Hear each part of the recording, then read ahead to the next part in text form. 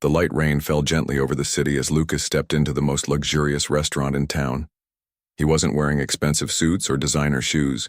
Instead, he wore simple clothes that stood in stark contrast to the sophisticated environment.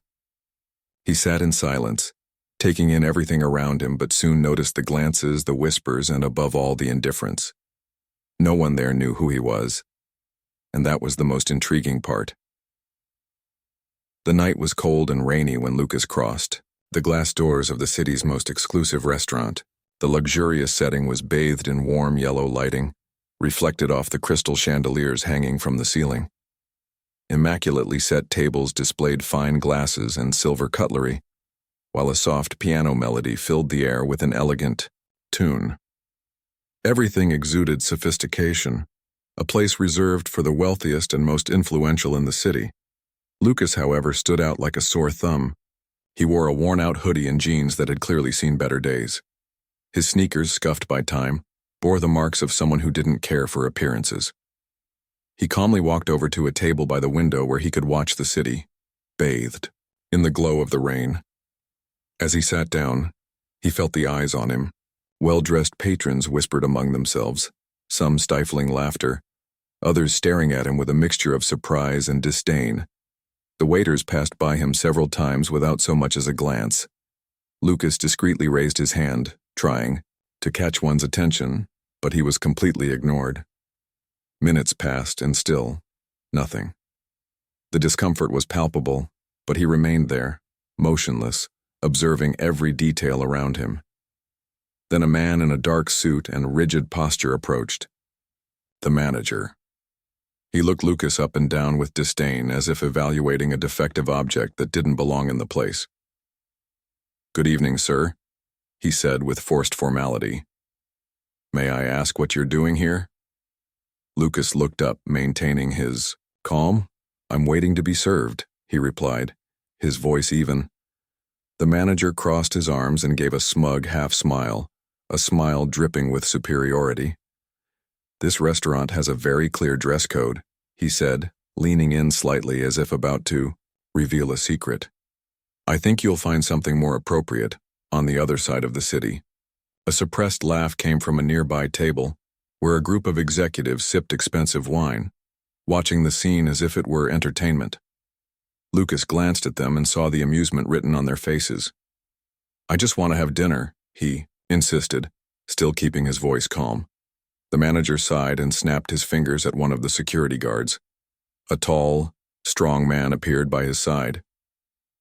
"I'm going to have to ask you to leave," the manager announced, now without any mask of courtesy. Lucas looked around one last time. No one spoke up in his defense. On the contrary, the patrons seemed pleased with what they saw. He stood up slowly, adjusting his coat as he absorbed every face, every expression, every detail of the moment. Without saying another word, he turned and walked toward the exit under the satisfied stares of the invisible audience. The door closed behind him, and the cold of the night enveloped him again. But he wasn't shaken. On the contrary, a slight smile appeared on his face. They had no idea who they had just humiliated. The awkward silence that followed Lucas's expulsion was quickly replaced by muffled laughter and barely concealed whispers. Outside, he stood still for a moment, feeling the cold of the night seep through his clothes. Not from the weather, but from the contemptuous looks he'd received from everyone inside. He took a deep breath and stepped onto the wet sidewalk, leaving the restaurant behind but carrying every detail of that moment with him. Inside, the manager returned to his post, satisfied, adjusting his tie as one of the waiters approached. "Did you see that guy?" the employee whispered, laughing softly. "He really thought he could eat here?" "Some people just don't know their place," the manager replied, grabbing a bottle of wine to serve one of the tables. The group of executives who had watched the scene were toasting with condescending smiles. One of them, a middle-aged man with a shiny watch on his wrist, shook his head as he swirled his wine in the glass. "These kinds of people always think they can mix in," he remarked, causing his colleagues to laugh. "But the world has its rules, doesn't it?" Meanwhile, Lucas walked slowly down the street, his hands stuffed in the pockets of his hoodie. The cold wind cut through his face, but he didn't feel anger. Not yet. What he felt was a strange kind of curiosity. How would those people behave if they knew the truth? If they knew who he really was? He stopped in front of a tall building, looking down at the city below. Reaching into his pocket, he pulled out his phone and unlocked the screen. A few messages awaited his response, notifications of important meetings in the coming days. Smiled, a small, discreet smile. The game hadn't started yet. But soon, those who had laughed at his presence would swallow every word, every gesture of disdain, and they would learn the hard way that one should never judge a man by what he wears. Lucas stood, observing the city from the height of his penthouse, a luxurious apartment in the heart of the financial district. The cold wind blew through the spacious balcony, but he barely noticed it. From up here he could see the lights of the night reflecting off the rain-drenched streets. Amidst the vast expanse of buildings and avenues, the restaurant where he had been humiliated just hours earlier seemed small, insignificant. Leaning against the glass railing, he scrolled through the emails on his phone, messages from company directors, invitations to exclusive events, reports on new investments. As the CEO of one of the country's largest financial groups, his influence spread across industries those arrogant executives couldn't even fathom. The restaurant? Just a minor venture within his vast empire. He took a deep breath, recalling the manager's condescending look, the muffled laughter of the patrons, the disdain, the indifference, the certainty that he didn't belong there. It was almost laughable. No one there had any idea they were laughing at their own boss. Lucas slowly swirled the whiskey in his glass. He wasn't a man driven by pride, but he wasn't someone who let slights like that slide either. He could easily fire the manager, end contracts, overhaul the entire restaurant's management, but where would the lesson be in that? They didn't just need punishment. They needed to learn to look beyond appearances.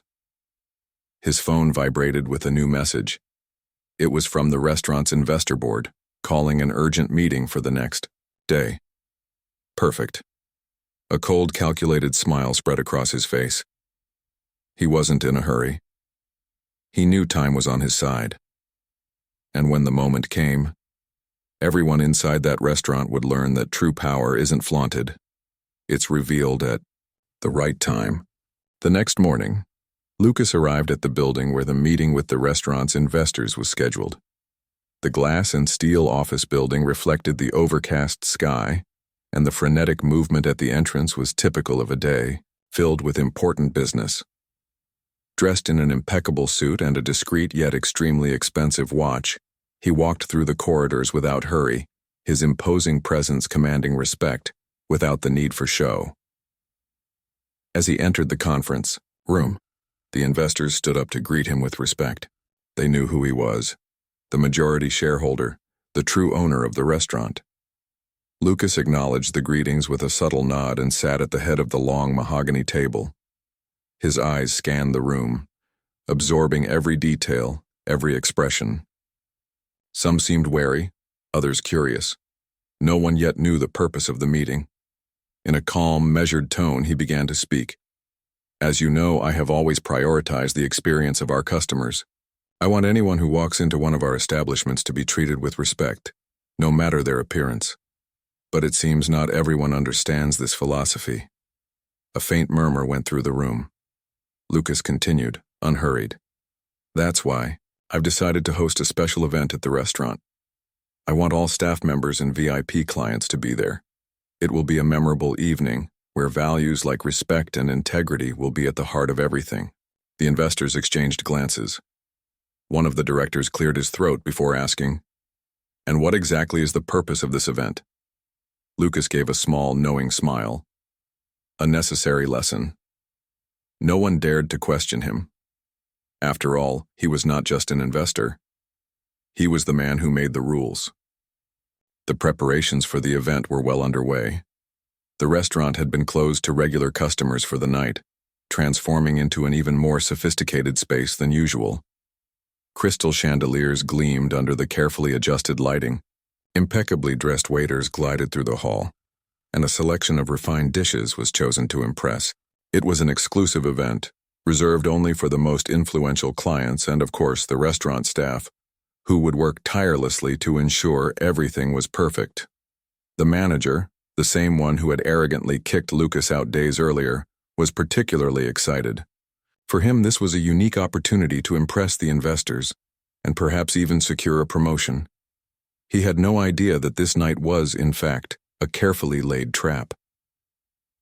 The guests began to arrive. Executives in tailored suits, women adorned with discreet jewels, all carrying the same air of superiority that Lucas knew so well. Among them was the group of business people who had laughed at him that evening. They didn't recognize him when they saw him there, now dressed in a suit that made his presence seem even more imposing. The manager hurried by, not even acknowledging Lucas, too busy ensuring everything was perfect for the real important people of the night. Then at the height of the evening, with everyone seated and the dishes served, Lucas stood up. The soft clink of his glass as he gently tapped it made the murmurings die down. All eyes turned toward him, expecting a formal announcement, perhaps a word of thanks for their presence. But the words that left his mouth were far from what they expected. A few days ago, I entered this restaurant dressed simply. I was not treated as a customer, I was treated as an intruder. I was ignored, humiliated, and thrown out. The silence that filled the room was almost suffocating. The manager, who had been smiling contentedly until then, felt his blood run cold. Lucas continued, his eyes sweeping over the room, taking in every reaction. The thing is, I'm the true owner of this place, and tonight, this evening, is proof that some people judge too much and know too little. A murmur of shock rippled through the guests. Some widened their eyes, others exchanged nervous glances. The manager, now pale, seemed unsure whether to speak or disappear. Lucas raised his glass and concluded, his voice dripping with irony. Let's toast to that. After all, tonight is a night of great revelations. The sound of crystal clinking echoed through the hall like an invisible blow. Few had the courage to raise their glasses. The rest remained silent, frozen, as if they were trying to process what they had just heard. The manager, who had previously glided through the restaurant with the confidence of a king in his castle, was now pale, his throat dry, unable to utter a single word. Lucas savored the moment. Not out of petty revenge, but because he wanted everyone there to feel, for just one moment, what he had felt that night. The sensation of being treated like nothing. Sir, I didn't know. The manager stammered, his hands trembling slightly.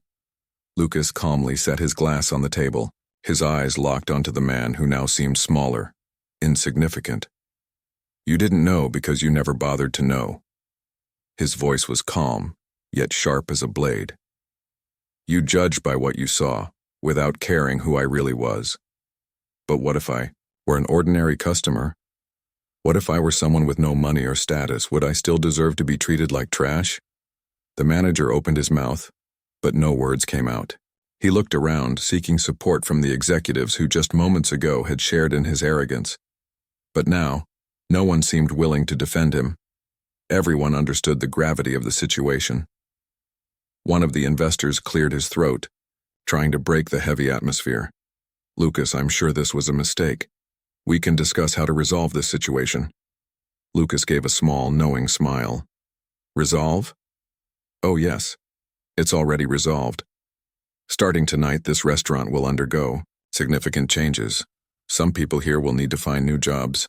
The manager went pale. His body went rigid as if his mind still refused to accept the inevitable. Lucas then turned to the other staff members and, with a firm look, declared, Those who have always treated every customer with respect, regardless of appearance, have nothing to worry about. But those who believe money defines character, well, I suggest you update your resumes. The silence was absolute. No waiter dared to move. No executive dared to protest. Lucas picked up his glass again and took a small sip of wine. Revenge never needed shouting. Silence was his finest orchestra. The hall remained immersed in an oppressive silence. The manager, once overflowing with arrogance, was now motionless, his eyes wide, as if his world was collapsing before him. And it was. Lucas crossed his arms, watching calmly as the truth seeped into the minds of everyone there. This wasn't just a warning. It was the end of an era for this restaurant, and the beginning of something new. "Lucas, please," the manager finally managed to murmur, his voice weak, almost pleading. "It was a mistake. I'm not like this. I was just following the house rules, maintaining the standard." Lucas tilted his head slightly as if examining an insect trying to escape from a tipped-over glass. "Maintaining the standard?" he repeated, his voice dripping with irony. "Then tell me, what's the standard of respect for someone wearing simple clothes?" The man opened his mouth, but no words came out. He had no answer. Lucas took a step forward. "I could just fire you now, but that would be too easy. You like power, don't you? You enjoyed feeling in control, deciding who's worthy and who's not." The manager swallowed hard. "So here's what's going to happen," Lucas continued. "You're going to be demoted to a waiter for a month. You will serve every customer as if they were a king. You will smile at each one who walks through that door, and you will treat even those you consider unworthy to be here with respect." A shock rippled through the room. No one expected this. Not just a punishment, but a true lesson. The manager turned even paler. "This is humiliating." Lucas smiled, leaning slightly forward. "Not more humiliating than being thrown out of a restaurant for seeming to have no money." The weight of those words hit him like a hammer. He knew he had no choice. Accepting it meant swallowing his pride. Refusing meant losing everything. The entire restaurant watched in silence, waiting for his response. And finally, after a long and heavy sigh, the manager lowered his head. "I accept." Lucas gave a small smile. "Great. Now, we have a standard." The night of the event came to an end, but the echoes of humiliation still lingered in the air. The manager was now in a corner of the restaurant, serving diligently, his gaze empty and his movements mechanical, as if life had been drained from his body. Lucas watched from a distance, satisfied with the lesson he had just imparted, but still aware that there was more to be done. He wanted to ensure the change would be permanent, that the moral would be clear to everyone there. Power does not reside solely in a title or a fat bank account. True power comes from the ability to deal with respect, humility, and a vision beyond appearances. As the guests left, some still murmuring about the unexpected turn of events, Lucas remained seated at the table, observing the movements of the staff. He knew the impact of that moment would be felt for a long time, but he also knew the real transformation would come in the weeks that followed. Then, one of the investors, the one who had tried to intervene earlier during the manager's humiliation, approached Lucas with a forced smile. He was still trying to process what had just happened. "Lucas," he began, his voice wavering, "I understand you made a demonstration of power, but what do you expect from this?" Lucas lifted his eyes, looking directly at him. There was no more room for pretenses. "I expect everyone to learn the lesson," Lucas replied, his voice calm but firm, "that when they walk through those doors, they remember never, under any circumstances, to judge anyone by their appearance or what they seem to be. True power lies in how we treat others, how we recognize the worth in people, regardless of their clothes, their position, or their bank account." The investor remained silent, trying to digest the weight of those words. But there was something more to Lucas, something that went beyond just the man standing before him. The aura he exuded was that of natural authority, as if everything that was happening was part of a bigger plan, something he had calculated a long time ago. Then, unexpectedly, Lucas stood up and looked toward the stage where the musicians had played, their notes still resonating softly in the air. "And now I'll reveal the truth to all of you," he said, his voice low but firm. "I'm not just any investor. I'm not just any man. I am the creator and owner of this restaurant. But more than that, I am the owner of an empire that goes far beyond a simple business line." The investor's eyes narrowed, and Lucas noticed the instant shift in his posture. The man was now more alert, more attentive. "What do you mean by that?" he asked, disbelief still evident on his face. Lucas smiled again, this time with a gleam in his eyes. He knew the shock was inevitable. I am the man who commands a global network of companies, who holds control over major international investments, and tonight was merely a reminder of who in fact is in control. But more importantly, it was a lesson on what it truly means to respect people and recognize their real worth. The investor was speechless, his face a mask of astonishment. And as Lucas walked away, leaving the event behind, he knew that this would not just be the end of a humiliating night for some. It was the beginning of a revolution, a transformation that would be felt by all who had ever looked at him as an ordinary man. And soon, everyone would know exactly who he was.